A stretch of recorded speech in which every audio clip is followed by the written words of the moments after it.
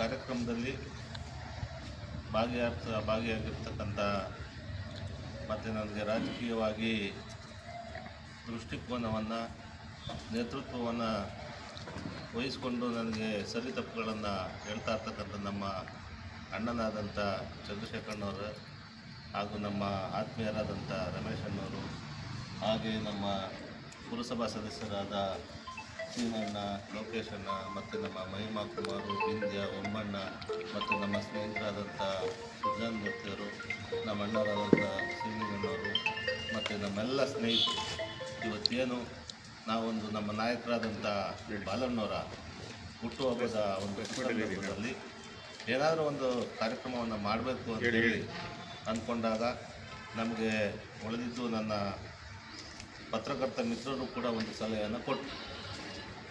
ಎಲ್ಲರೂ ಕೂಡ ಹೆಚ್ಚಿನ ಮಟ್ಟದಲ್ಲಿ ಟೂ ವೀಲರಲ್ಲಿ ಓಡಾಡ್ತಕ್ಕಂಥ ಪತ್ರಕರ್ತರು ಹೆಚ್ಚಿಗೆ ಆಗಿದ್ದಾರೆ.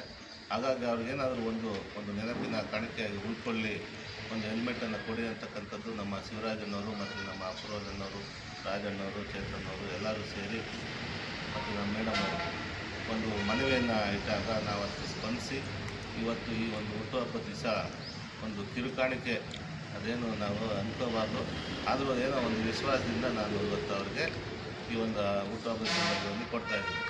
ಈಗಾಗಲೇ ನಮ್ಮ ಅಣ್ಣವ್ರು ಹೇಳ್ದಂಗೆ ಬಾಲಣ್ಣವರು ಆಡಳಿತ ಪಕ್ಷ ಬೇಕು ಕೆಲಸ ಮಾಡೋದಕ್ಕೆ ಅಂತೇಳಿ ಹಲವಾರು ಬಾರಿ ಹಲವಾರು ಸಭೆಗಳಲ್ಲಿ ಜನರಿಗೆ ಮಂದಟ್ಟನ್ನು ಮಾಡಿಕೊಟ್ಟಿದ್ರು. ಅದೇ ರೀತಿಯಾಗಿ ಈ ಬಾರಿ ಅವರು ಆಡಳಿತ ಪಕ್ಷದ ಸದಸ್ಯರಾಗಿ ಚುನಾಯಿತರಾಗಿ ಇವತ್ತು ಸುಮಾರು ಇಡೀ ಬಿಡದಿ ಪುರಸಭೆಯ ಇತಿಹಾಸ ಯಾವತ್ತೂ ಕೂಡ ಈ ಮಟ್ಟದ ಅಭಿವೃದ್ಧಿಯನ್ನು ಯಾರೂ ನಿರೀಕ್ಷೆನೂ ಮಾಡಿರಲಿಲ್ಲ. ಆ ಮಟ್ಟದ ಅಭಿವೃದ್ಧಿಗೆ ನೇತೃತ್ವವನ್ನು ವಹಿಸಿರ್ತಕ್ಕಂಥ ನಮ್ಮ ಬಾಲಣ್ಣವರ ಜೊತೆಗೆ ನಾವೆಲ್ಲರೂ ಕೆಲಸ ಮಾಡ್ತಾಯಿದ್ದೀವಿ ಅಂತ ಹೇಳಿದ್ರೆ ನಮಗೆ ಒಂದು ಇವತ್ತು ಖುಷಿ ಆಗ್ತದೆ. ಅದರ ಸಂಪೂರ್ಣ ಏನು ಈ ಒಂದು ಕೆಲಸ ನಮ್ಮ ಬಾಲಣ್ಣವ್ರಿಗೆ ಹೋಗಬೇಕು. ಆ ಬಾಲಣ್ಣವರ ನೇತೃತ್ವದಡಿಯಲ್ಲಿ ಅವರ ಮಾತಿನ ಅನುಸಾರ ನಾವು ಕೂಡ ಅದರಲ್ಲಿ ಭಾಗಿಯಾಗಿದ್ದೇವೆ. ಈಗೇನು ನಡೀತಾ ಇದೆ, ಸುಮಾರು ಬಿಡದಿ ಪಟ್ಟಣದಲ್ಲೇ ಒಂದು 20-25 ಕೋಟಿ ಕೆಲಸಗಳನ್ನು ನಮ್ಮ ಬಾಲಣ್ಣವ್ರ ನೇತೃತ್ವದಲ್ಲಿ ನಡೀತಾ ಇದೆ. ಅದೆಲ್ಲರೂ ಕೂಡ ಈಗಾಗಲೇ ತಾವು ಕೂಡ ನೋಡಿದ್ದೀರಿ.